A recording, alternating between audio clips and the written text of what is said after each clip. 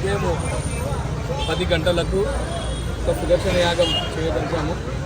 దీనికి ముఖ్య కారణం కూడా ఏంటంటే 69 సంవత్సరాల్లో లేని చిన్న చిన్న ఇబ్బందులు ఉన్నాయి.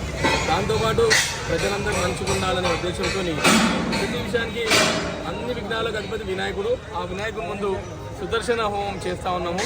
ప్రతి ఒక్క భక్తులు వచ్చి ఆ హోమంలో పాల్గొని భగవంతుని ఆశీర్వాదం పొందాలని గణేశోత్సవ కమిటీతో తరఫున గణేశోత్సవ కమిటీ చైర్మన్ అన్నటువంటి నేను సింగర్ రాజ్ కుమార్ అందరికి తెలియజేస్తున్నాను.